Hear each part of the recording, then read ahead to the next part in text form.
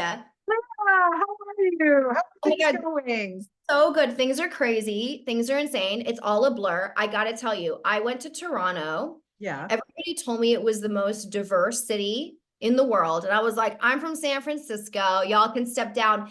And I was amazed because I was in the cab and I was driving through and I thought it was so cool how in San Francisco, I mean, we've got Chinatown, we got Japantown, we Yeah. got everything, right? But I Yeah. would look at tables of people, and even within one table, you would see the whole world. Yeah, it's Everyone true, right?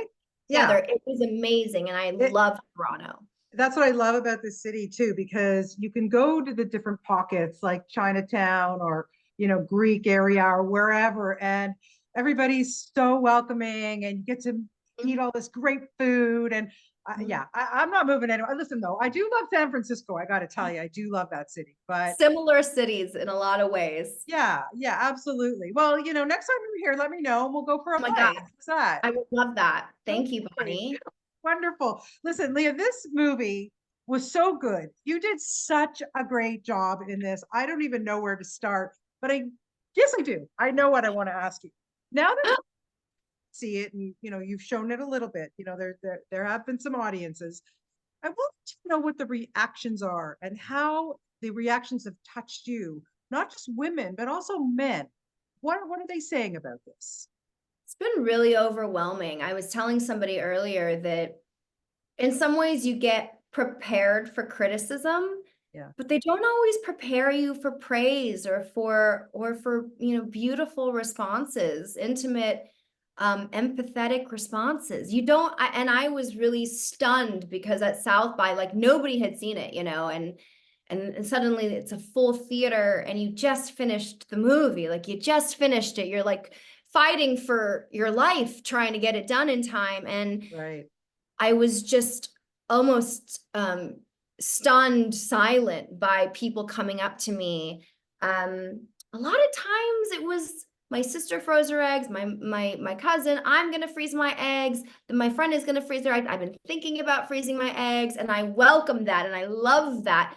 But I also really love this comment that I get a lot from men, which is, I had no idea it was so difficult, Right.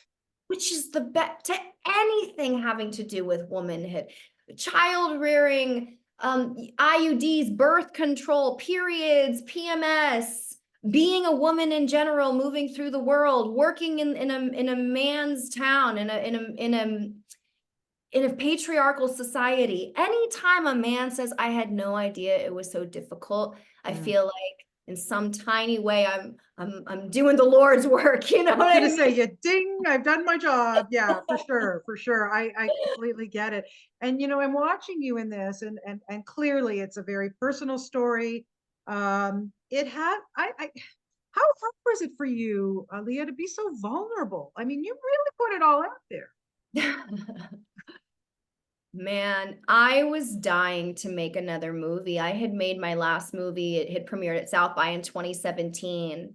And I was horrified that I had been spending years of my life working my butt off, Bonnie. Yeah, I'm Working, sure. I was not hanging out. I was working, and none of my babies, my scripts, Yeah. were pushing through into production. And Mm. everybody tells you, well, like, that's just the business. It's just the business. It's Hollywood. It's Hollywood. And I was like, well, it's not good enough. It's not good enough for me. I can't live my whole life talking about making movies and sitting in a room with fancy people talking about making movies. I came here to make movies. And if I have to do it for $2 with my friends like I used to, I'll do that. I'd Yeah. rather do that than get paid a bunch of money for you to kill my dreams. I just can't do it anymore. Good for you. So I feel like I was really fueled by that. I'm getting to make my movie. Right. I'm going to tell the truth at all costs. Yeah. I was just so grateful to be back on set, just so miraculous that I don't think it was until after I shot the movie that I went, what did I just do? Did I need to expose everything? I told somebody I felt like I had pulled my skin off to make my movie, to make an honest film. And then I did it, and then I went, yay, we did it. And then I went, where is my skin? Yeah. It had like shriveled up on the floor, and I had to grow new skin. So there was a weird transitional period. I cried a lot, I'm felt like sure. back from war, was struggling, but also feeling like I needed to hide, but also feeling quite lonely. It was such a weird time. And my sister called me a lot during that period because I just didn't, it was hard to articulate. And I went to a lot of therapy because I was just like, I'm really proud of myself and nothing bad has happened, but I feel like putting it out there was a different experience than the first time around when nobody was watching. It's hard to Yeah.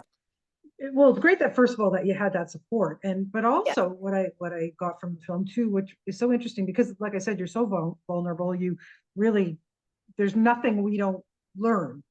But what I like the fact is that we get the perspective of how the parents treat their daughter, how their friends treat the daughter. Like, here you are in your 30s. What? Oh my God, you haven't had a kid yet? Like, what's wrong with you? Like, why are women treated like this? Like, people need to freaking mind their own business. It yes, drives me nuts. yes. People really need to mind their own business.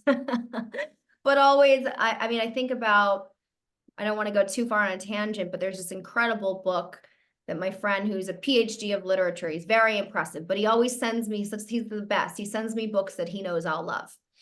And this one is about, it's case studies of women in pop culture, like Marilyn Monroe, like Britney Spears, like Amy Winehouse, that we love to exalt and build up. Oh, she's a genius. Oh, she's timeless and beautiful, until they become too powerful Right. and too famous and too everywhere, and then we want to tear them down. Whitney Houston, oh, she's on crack, she's a mess, and then they die, and then they're saints. Oh, never been better, a legend. It's Yes. just the way that we feel control and power over women's bodies and women's lives. We feel entitled to women's bodies and the choices that they make, as proven by Roe v. Wade. Not to be super political, but I think it's by design that they Mm. feel entitled to the life choices that we make Yeah, and to yeah, it's give their opinion. fascinating. It really is interesting. But I'm glad you put it all out there because people need to like step back, not just single women who haven't had babies, like women who are married and it's their choice, or maybe they can't have, or like I say, nobody's business, Yes. I Yeah. have been guilty of it too. I definitely had to catch myself a couple times when friends have been married for a minute. I'm like, are you guys thinking about kids? And now I go, no, shut up. Yeah, That they might be trying for kids and struggling. They might exactly. have had a miscarriage. They Yeah, might have had, this might be a huge source of conflict for them because one of them wants to, one of them isn't ready, right? So 100%. why are we opening up this can of worms and people dropping bombs in people's lives? Yeah. I've learned myself. We're ingrained to butt our Yeah. heads in. Yeah, yeah, for sure.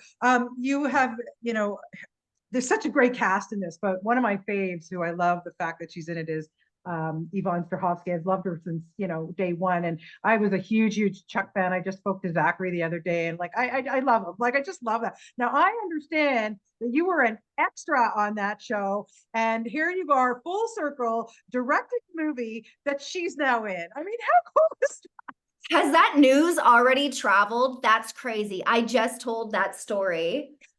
Well, Yes. I have my ways. I have my ways. I've got my secret ways. I'm not She's going to got give her them. I'm not sources. going to divulge my sources. No, but seriously, I just think that's the coolest. That's so But neat. isn't that crazy? It's such a Yeah. I haven't even told her myself yet, but it's such a full circle moment because I just was so enamored with her. Not just because she's tall and beautiful and blonde and talented and famous. You're a brand new actress in LA. LA in general is this scary behemoth of a Yeah. town, and you're on set for the first time. These professional sets are like cities to you, Yeah. and you're like Yeah. trying to absorb all of the roles and the politics, and you're trying to understand all the modes of how these tiny cities work. And here she is at the center of it.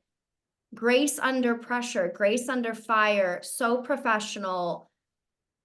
I mean, I was just like, holy shit, I was taken by her. Yeah. And now to know her, and of course for her to be in my directorial debut, it's a huge honor, and just it kind of blows my mind. It's really bonkers.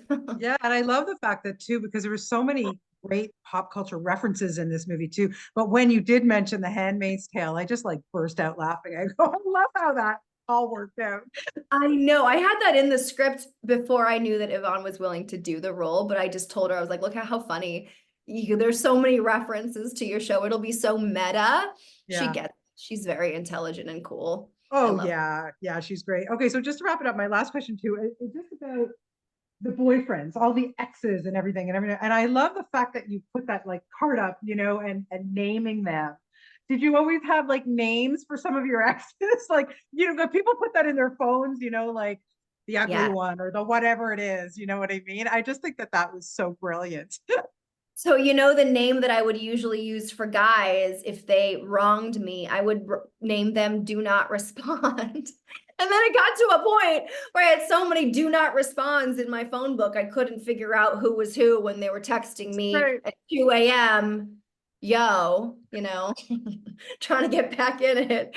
But no, in high school, me and my friends we would code name all of our crushes so that we could talk about them while they were in the room. Because in high school, they're always around, right? You Right, never know. right. That's when code names were born for me.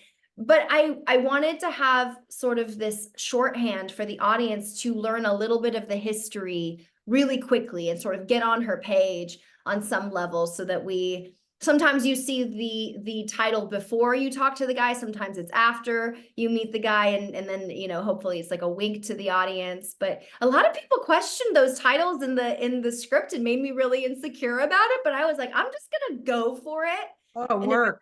everyone hates it, for better or for worse, but I love that people pointed out. That's really cool. Yeah, it's great. It really works. Well, listen, you've done such a great job on this. I can't even wait to see what your next venture is going to be. I'm very excited for you. Honestly, you've done such a wonderful job with this. It's fantastic. And what a pleasure to talk to you today, Leah. Really a highlight of the end of my day. So thank you. My pleasure, Bonnie. Thank you so much, and I'll see you in Toronto.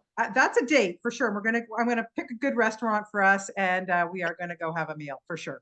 I'm there. I'm so there. Okay, Thank Leah, you. have a great day. Best of Have luck a with the good film. one. Yeah, you Bye. too. Thank you.